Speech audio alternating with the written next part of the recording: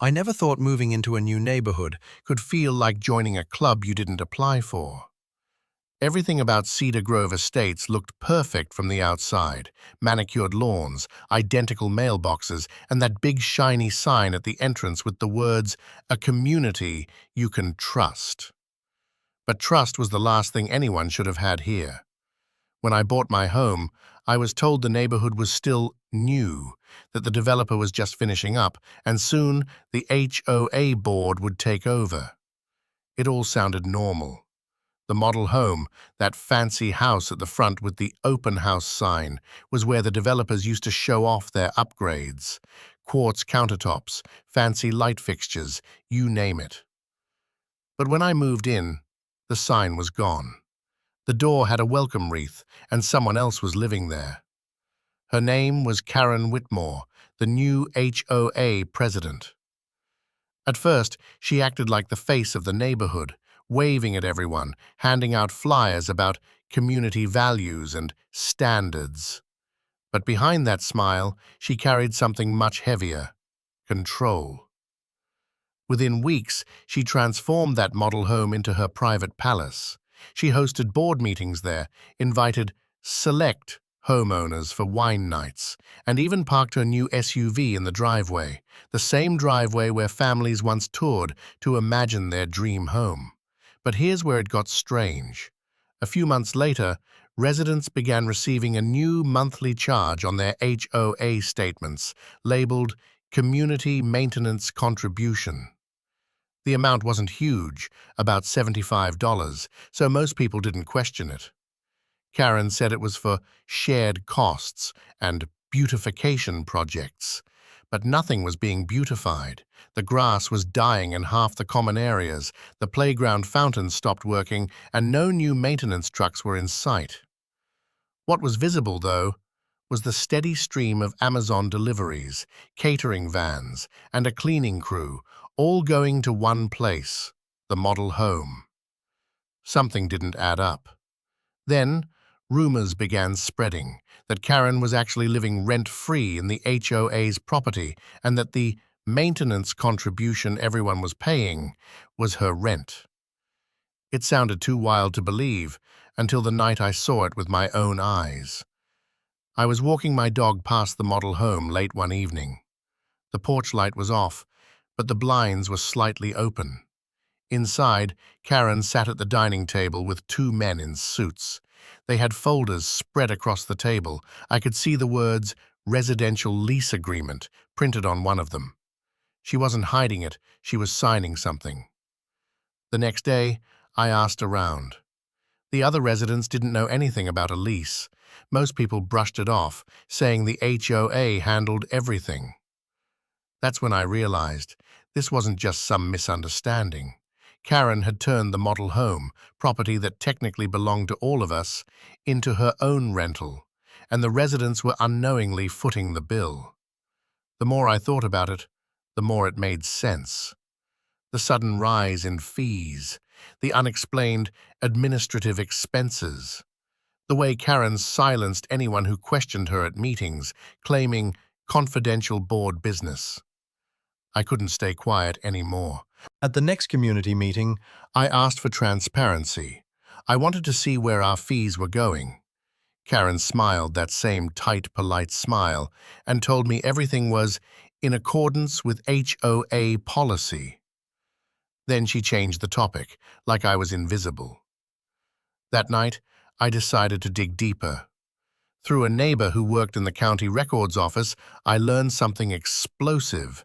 The HOA had officially signed a lease for the model home, naming Karen as the resident manager.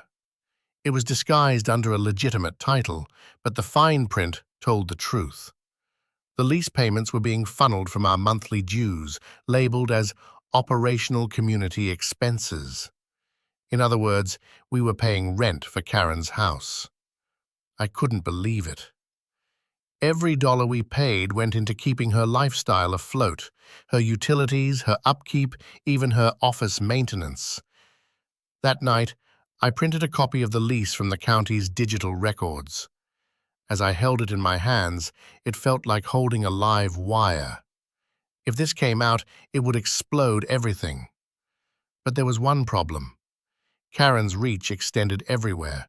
She controlled the HOA website, the newsletters, even the community Facebook group. Posting it there would only get me banned, so I had to be smart. I needed to find a way to leak the lease without revealing it came from me, because if Karen found out, she wouldn't just kick me out of a group, she'd find a way to destroy me. That night, as I looked out my window at the glowing lights of the model home, I realized something. This wasn't just about one corrupt president. It was about an entire system built to protect people like her and silence people like me. And I was about to become her biggest problem. The moment I discovered that lease, everything changed. For weeks, I couldn't look at Karen's house the same way again. Every time I passed by, I didn't see a home anymore. I saw proof. Proof that the person running our HOA had turned the entire community into her personal ATM. But proof was useless if it stayed in my hands. I had to get it out, quietly, carefully, and without leaving a trail. The problem was, Karen wasn't just a power-hungry HOA president. She was smart. She had control over everything, the board, the website, even the so-called financial committee. Every channel that should have been used to expose her was already locked behind her influence. I couldn't post the lease online. She'd trace it. I couldn't bring it to the next meeting. She'd silence me. So I waited. I watched. And I planned. For the next few days, I noticed something strange. Karen's meetings weren't as private as she thought. She often left the model home's back window cracked open, probably to let her cat wander out onto the porch. From my backyard, I could hear her phone conversations faintly at night. She spoke often to someone named Mark. Based on what I overheard, Mark was her consultant, the same man I'd seen in the suit that night. He wasn't from the county or the management company. He was a lawyer, and from the sound of it, she was worried. She mentioned the word audit, and that one word gave me an idea. If I couldn't expose her through public channels, I'd go through official ones. The county's Community Development Office oversaw all residential HOA leases in our area, especially if they involved property tax exemptions or misused funds. If I could get the right person to see that lease, they could trigger an internal review. But before I sent it, I needed more proof. Something beyond a single document, something that showed she was actively using HOA money for her personal expenses. So, I started tracking the HOA's paper trail. It wasn't easy. Every online record was protected behind the member portal, which Karen managed. But there was one loophole: the HOA newsletter. Karen emailed it out monthly, and hidden at the bottom was a PDF download link labeled Financial Transparency Summary. I clicked it. It wasn't much, just generic tables and vague entries like administration fees, community property services, and maintenance operations. But one line caught my eye. Residential management allowance, $1,275 per month. It matched the rent amount listed in Karen's lease. That was it. I had the connection. I combined both documents, the lease agreement and the financial report, and saved them on an encrypted flash drive. I labeled it something innocent: Home Projects. Then I reached out to the county anonymously, attaching the files through their public tip line. I didn't expect a response, but a week later, something happened. A white sedan with county tags drove into Cedar Grove Estates. It parked right in front of the model home. Two people in plain clothes walked up to Karen's door. I watched from my window as she opened it, and froze when she saw their badges. For the first time since she became president, she looked nervous. They were there for hours. When they left, Karen stepped outside to smoke, something I'd never seen her do before. Her hands were shaking. I thought it was over. I thought justice was finally catching up to her, but I underestimated her. The next day, Every mailbox in the neighborhood had a new letter from the HOA board. It was written in Karen's usual tone, friendly on the surface, threatening underneath. It said that, due to misinformation and potential data theft, the board would be implementing new community rules, including restrictions on distributing or sharing private HOA documents. In other words, she knew. Someone must have told her the county got a copy of the lease. Maybe they mentioned a tip. Maybe she put it together herself. But I could feel it. She suspected me. That night I came home to find an envelope taped to my door. No stamp, no name, just a single sheet of paper inside. It read, "Be careful who you accuse. False claims can lead to legal action." No signature. But I didn't need one. Karen was sending a message, and I was the target. The next few weeks were a blur of paranoia. My mailbox was suddenly overflowing with random inspections. I got fined for weeds I didn't have. I received violation notices for unauthorized modifications that didn't exist. It was clear. Karen was weaponizing the HOA against me, but I refused to back down. Then, out of nowhere, a new face appeared at the next board meeting. A man named Greg, introduced as the Vice President of Compliance. Karen called him her partner in restoring order. He didn't even live in the community. Later I learned he was one of her business associates, the same Mark I'd overheard her talking to. The board had turned into her personal shield.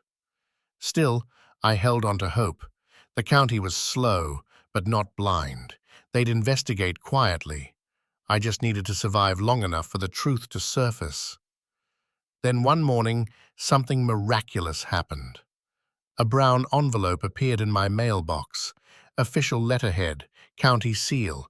It was addressed to Cedar Grove Estates Homeowners Association. Out of curiosity, I opened it before dropping it off at Karen's door. Inside was a single page. Notice of lease violation review. The county had launched a formal inquiry into the HOA's use of community funds for private residency purposes. It was happening. But I didn't just want an inquiry. I wanted everyone in the neighborhood to see it, so I did something risky. That night, I scanned the letter and the lease again, created a simple PDF with both, and titled it, "The Truth About Our HOA." I made an anonymous email account and sent it to every resident using the email list from the last community newsletter. By the next morning, chaos had erupted. Neighbors were gathered in driveways, phones in hand, showing each other the document. People were shouting. The HOA Facebook group exploded with posts demanding Karen's resignation. Karen tried to control the narrative. She claimed the documents were forged, that it was an attack by a disgruntled homeowner. But no one was buying it anymore. That evening, as the sun set behind the identical rooftops of Cedar Grove, Karen stood outside the model home. Arms crossed, phone pressed to her ear, pacing back and forth. I could see her face from across the street, pale, frantic, desperate. For the first time, she wasn't in control. But deep down, I knew this wasn't over. People like Karen don't just disappear quietly. They fight, they manipulate, they retaliate. And when the county's next inspection arrived, this time with official auditors and a reporter from the local paper, I realized I had just started a war I wasn't prepared for. Because exposing her had been the easy part. What came next was survival. When the auditors came, the whole neighborhood stopped pretending everything was fine. It was a Tuesday morning, calm, clear skies, the kind of day that usually feels ordinary. But that day, you could feel something shift in the air. People lingered outside their homes, pretending to check their mail or water their lawns, just to catch a glimpse of the white county vehicles parked outside the model home. Karen stood at the door, her posture stiff, her hair pulled back tighter than usual. The perfect suburban image she'd worked so hard to create was starting to crack. I watched from across the street as the county officials walked through her house with clipboards and cameras. They weren't there for questions anymore. They were there for evidence. For weeks I had been waiting for this moment, waiting for someone, anyone, to see what she'd done. But as I watched them move from room to room, I felt something unexpected. Not relief, not victory, just exhaustion, because I knew what came next. Karen wouldn't go down quietly. That evening, she called an emergency HOA meeting. Every homeowner received the same email: mandatory attendance required. Important board update. It was obvious what she wanted: damage control. The community center was packed. You could feel the tension the moment you walked in.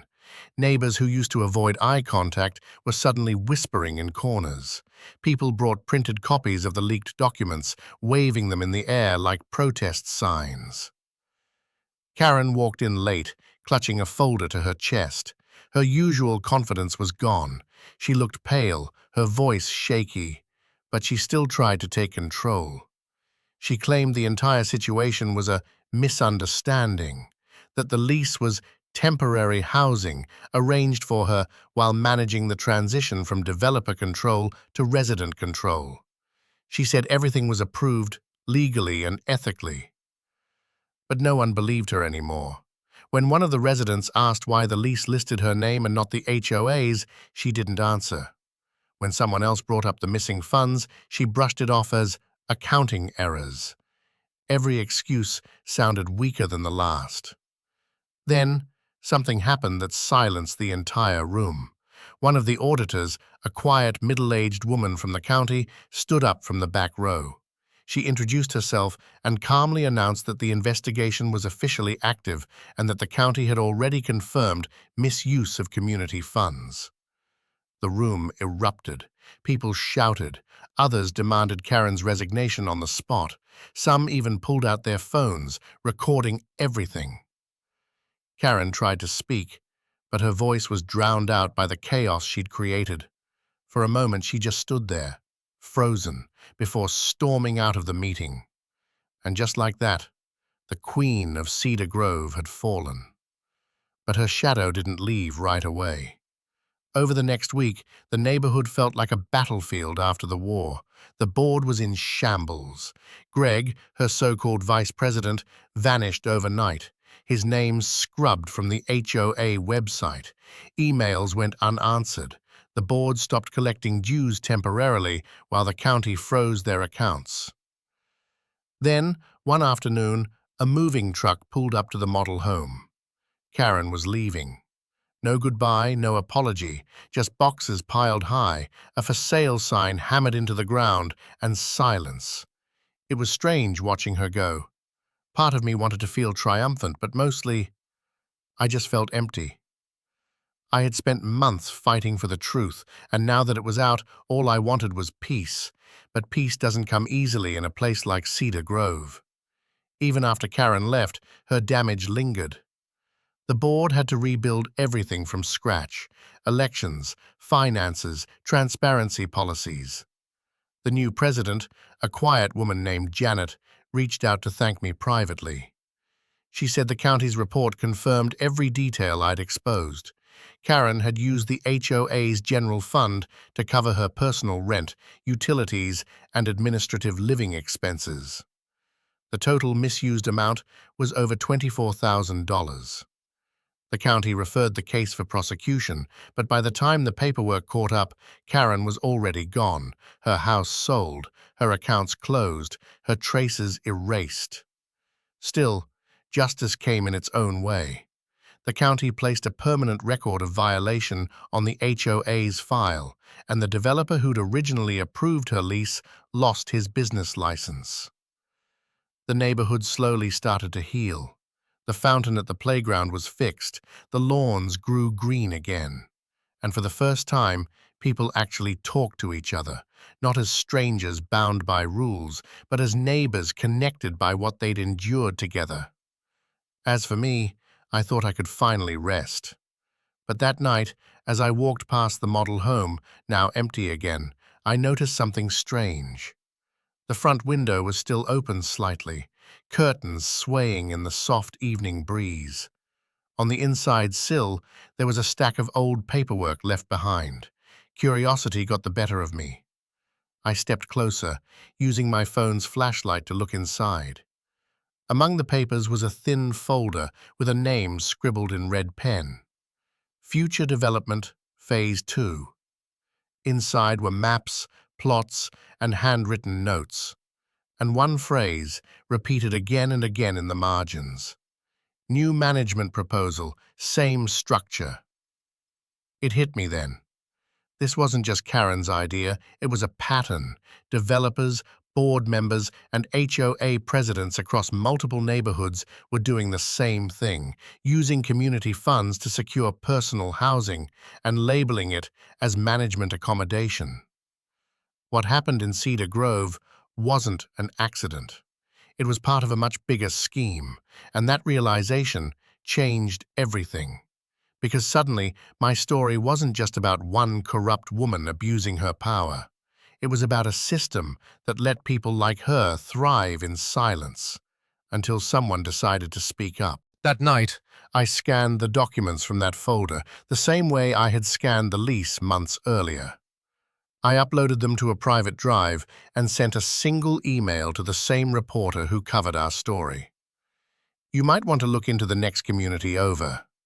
Then, I closed my laptop and looked out at the quiet, cookie-cutter streets of Cedar Grove. The lights were flickering on in identical homes, one after another. Families settling in, unaware of the battles fought to keep those lights burning honestly. For the first time in a long time, I smiled. Because I knew something Karen never understood. You can fake power. You can fake perfection.